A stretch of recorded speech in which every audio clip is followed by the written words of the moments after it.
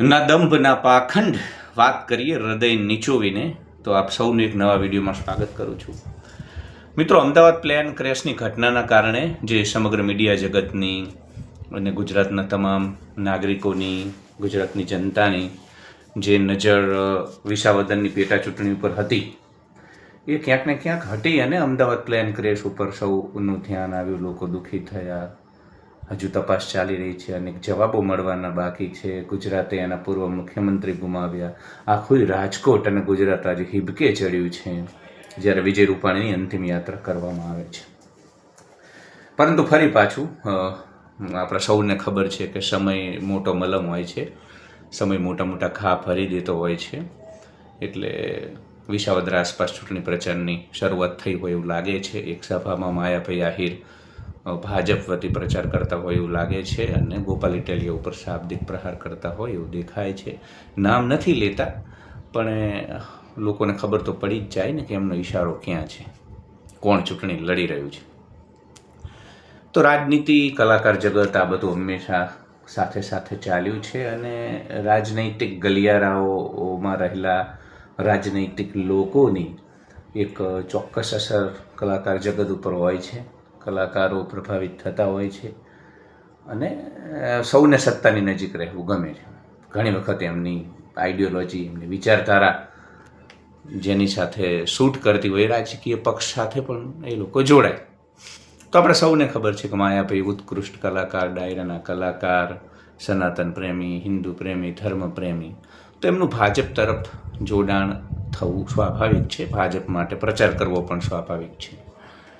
પણ જ્યારે તમે જાહેર જીવનનો હિસ્સો હોય, તમે સેલિબ્રિટી હોય અને તમે રાજનીતિમાં ન હોય, તમે સેલિબ્રિટી હોય, પ્રસિદ્ધ હોય, લોકો તમને સાંભળતા હોય, લોકો તમારાથી ઇન્ફ્લુઅન્સ થતા હોય, પરંતુ તમે સીધી રીતે રાજનીતિનો હિસ્સો ન હોય, ત્યારે એક કલાકાર તરીકે, જાહેર જીવનના વ્યક્તિ તરીકે, સેલિબ્રિટી તરીકે, પબ્લિક ફિગર તરીકે તમારે કેટલીક પરેજી પાડવાની હોય છે, કેટલીક ચરી પાડવી પડે છે, પરેજી પાડવી પડે છે.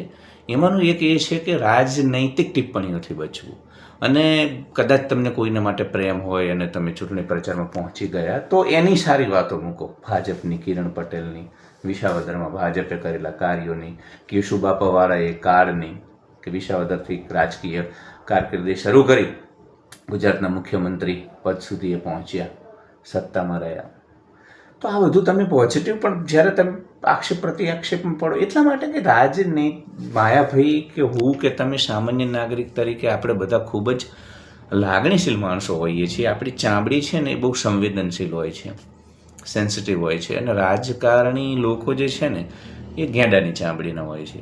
એ ચાહે ગોપાલ ઇટાલિયા હોય, કોઈ પણ રાજનીતિમાં રહેલો કોઈ પણ સફળ માણસ હોય, તો એની ગેંડાની ચામડી હોય તો અને તો જ. કેમ કે તમે વધુ પડતા સંવેદનશીલ હોય, લાગણીશીલ હોય, તો તમે ટકી જ ન શકો. એ જગત એટલું બધું સત્તાની સાઠમારીથી ભરેલું છે, એ જગત એટલું બધું રાજકીય કિન્નાખોરીથી ભરેલું છે, એ જગત એટલી બધી મુતસદ્દીથી ભરેલું છે કે તમારી જાડી ચામડી હોય તો જ તમે ત્યાં ટકી શકો. સંવેદનશીલ માણસ તો ત્યાં દુઃખી થઈ. અને તો માયાભાઈ એક સંવેદનશીલ માણસ છે, હૃદય નીચોવીને આપણી જેમ ડાયરામાં વાતો કરે છે. તો ભાવાવેશમાં આવીને તમે આ રીતે જ્યારે કોઈ એક પક્ષનો તમે એના પણ ગોપાલ ઇટાલિયા ઉપર એમને આક્ષેપો કર્યા કે ભાઈ અમને તો લોકો ભાજપના દલાલ કહે છે, પણ તમે તો ગદ્દાર છો, તમે તો ભારતીય સંસ્કૃતિ ઉપર ઘા કર્યા હતા, તમે તો સત્યનારાયણ ભગવાનની કથાનો વિરોધ કર્યો હતો, સાધુઓને તમે લંપટ કયા હતા, ખોટા કયા હતા. તો આ બધી નામ લીધા વગર એમને તો પહેલી તો એક વાત એ કહી દઉં કે સત્યનારાયણની કથા મામલે નિશ્ચિત ગોપાલભાઈ ઇટાલિયાની સાથે હું સહમત નથી.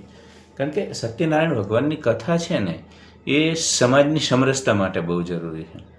કોઈ પણ ગામ હોય એના દરેક જ્ઞાતિ, કારણ કે લગ્ન પ્રસંગમાં તો શું હોય કે બધા જ લોકો ન હોય, દરેક માણસની પોતાની જાતિ હોય. બીજા સમાજના પૈસાવાળા લોકોને બોલાવ્યા લોકો, પણ બધા જ લોકો એક સાથે તમારા ઘરે હોય, આખું ગામ એકી શ્વાસે, એકી સાથે, એવું માત્ર સત્યનારાયણ ભગવાનની કથા જ છે જેમાં આવું બની શકે. તો એ બાબતે ગોપાલભાઈની સાથે હું સહમત નથી. પણ માત્ર સત્યનારાયણની ટીકા કરવાથી કોઈ સનાતન વિરોધી, કારણ કે આજકાલ જે સનાતન આપણને દેખાય છે, અથવા તો જે વાતોને સનાતન ધર્મના રૂપે રજૂ કરાય છે એ બધી સુડો સાયન્સ છે, છપ્ય વિજ્ઞાન છે, અંધશ્રદ્ધાઓ છે. વાસ્તવિક સનાતન તો અહમ બ્રહ્માસ્મિ, તત્વમસી, ઉપનિષદો. એટલે સનાતન બહુ વિશાળ છે. કોઈ ચોક્કસ વસ્તુઓ, ચોક્કસ કર્મકાંડ, ચોક્કસ કથાઓ આ જ સનાતનને એના એવું નથી. રહી વાત લંપટ સાધુઓ, તો એમાં ગોપાલ ઇટલિયા ખોટા નથી. સાધુઓ પંથ સંપ્રદાય નામે લોકોને ચૂનો લગાવે છે, મોટી મોટી ગાડીઓમાં લોકો જલસા મારે છે, આ બધું સત્ય છે. એટલે સનાતન વિરોધી ન થઈ જાય. સનાતન વિશાળ છે. દ્વૈત, અદ્વૈત, વિશિષ્ટ અદ્વૈત, સાકાર, નિરાકાર અનેક વિચારધારાઓ છે. તો આ બધી જ વિચારધારાઓ સનાતનમાં આવે. માત્ર તમે જે આ બધી અંધશ્રદ્ધાઓમાં માનો છો, વાસ્તુશાસ્ત્રથી લઈને ઘણી બધી મૂર્તિ પૂજાના ઘણા બધા પાકરને, એ જ સનાતનની એની વિરુદ્ધ ના. સનાતનમાં મૂર્તિ પૂજાનો વિરોધ કરનારો પણ એટલો જ સનાતની છે. સનાતનના બધા દીકરા છે, સમજો તમે. એટલે સનાતન એટલે માત્ર તમે જે મૂર્તિ પૂજાના અત્યારે જે પંચ સંપ્રદાયો ચાલે છે ગુજરાતમાં, એ બધા ઠીક છે. એ મૂર્તિ પૂજા એટલા માટે લોકપ્રિય બની કે સરળ છે. સમાજ જીવનમાં તમારે પંથ સંપ્રદાય તરીકે ચૂનો લગાવવો હોય, લોકોને ધાર્મિક રીતે પ્રભાવક બની રાજ કરવું હોય, તો આ બધા પંચ સંપ્રદાયો મૂર્તિ પૂજા સરળ છે. પણ મૂર્તિ પૂજાના ભંજકો સનાતની નથી એવું નથી. અહમ બ્રહ્માસ્મિ, તત્વમસીની વાત કરનારા સનાતની નથી એવું નથી. તો અને મેં કહ્યું ને કે ગોપાલ ઇટલિયા રાજકારણી છે. માયાભાઈ રાજકારણીની ચામડી એટલી જાડી, અને એ આફતમાં પણ અવસર જુએ. તમે વિચાર કરો કે આવડો મોટો મજબૂત વિપક્ષ, મજબૂત તો નહીં કહું, વિપક્ષ ગુજરાતમાં કોંગ્રેસ હોવા છતાં પણ વિપક્ષ તરીકે કોણ છે? આજુ કરપડા છે, ગોપાલ ઇટાલિયા છે. તો એ લોકો કંઈ કાચા ખેલાડી નથી. અને તમે સમજ જીવનનો ઈશ્વર રહેવાના છો ઘણો લાંબો સમય. કાલ ઉઠીને સત્તા પરિવર્તન થઈ શકે, ત્યારે આ પ્રકારની જે તમારી ટિપ્પણી અથવા નિવેદન છે ને તમને જ નડી શકે. એટલે કલાકાર તરીકે, અદાણી અંબાણી બિઝનેસમેન તરીકે આપણે હંમેશા તટસ્થ રહેવું. કેમ કે આ સત્તાના ગલિયારાઓમાં ક્યારે સત્તા બદલી જાય, કોના હાથમાં શું થઈ જાય. એટલે એકબીજા ઉપર આક્ષેપ પ્રતિ આક્ષેપ છે. ચૂંટણી પતી જશે, કીના ટામમાં કી. જોકે આ લોકો એટલા બધા રાજકારણી પ્રેક્ટિકલ હોય છે કે એ બધું જ ભૂલીને ભેગા બેસી જાય. જો સ્વાર્થ હોય, માન અપમાન, જય પરાજય, નિંદા સ્તુતિ, લાભ હાનિ, ઠંડી ગરમી, સુખ દુઃખ, સિદ્ધિ અસિદ્ધિ, બધામાં સમ રહેનારા જો કોઈ હોય તો રાજકારણી જ છે.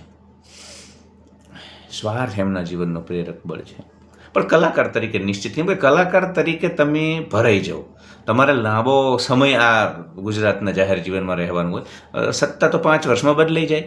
એટલે તમે જ્યારે કોઈ એક બાજુ ઢળીને જતા રહો ને, ત્યારે બીજી બાજુના લોકો સત્તામાં આવે ને, તો તમારી સાથે રાજકીય કિન્નાખોરી થઈ શકે. તમારી સાથે પૂર્વગ્રહ રાખી અને બદલાની ભાવનાથી કામ થઈ શકે. અને બીજું, માયાભાઈ પોતે લોકપ્રિય છે. હમણાં દીકરાના ખૂબ જાજરમાન રીતે લગ્ન કર્યા. એમને મને લાગે છે આ બધી રાજકીય જે સત્તાની સાઠમારી ચાલે છે એ બધી એ પક્ષોને જ કરવા દેવાય. આપણને કિરણભાઈ ગમતા હોય તો એમનો પ્રચાર કરી દેવાય. પણ આ રીતે સ્ટેન્ડ લેવું અને આક્ષેપ પ્રતિ આક્ષેપ, આ મારા મતે માયાભાઈ આહિર જેવા જાજરમાન કલાકારને ન રૂચે. એ ભાવનાત્મક ભૂલ ગણી શકાય. સંવેદનાઓના આવેગમાં આને નિશ્ચિત ભૂલ ગણાવી શકાય. બાકી કલાકાર તરીકે માયાભાઈ અવ્વલ છે, ઊંચા ગજાનો માણસ છે, મુઠ્ઠી ઉચ્ચેરો માનવી છે. અને ગોપાલ ઇટાલિયા પણ, તમે ગમે એટલી વાત કરો, પણ આ જે સરકાર છે એના અહંકારને ચૂર કરવામાં ગોપાલ ઇટાલિયાએ જે ભૂમિકા ભજવી છે, એની જે લોકપ્રિયતા છે, ચૈત્ર વસાવા હોય, રાજુ કરપડા હોય, ગોપાલ ઇટાલિયા હોય, ભલે કોંગ્રેસના પણ જેનીબેન ઠુંબર જેવા યુવા નેતા હોય, આ બધા લોકોએ જ સાચા વિપક્ષની ભૂમિકા ભજવી છે. તો દરેકનો પોતાનો રોલ છે, દરેકનું પોતાનું મહત્ત્વ છે. આપણે એપ્રિશિએટ કરવું ઘટ્યું. ધન્યવાદ.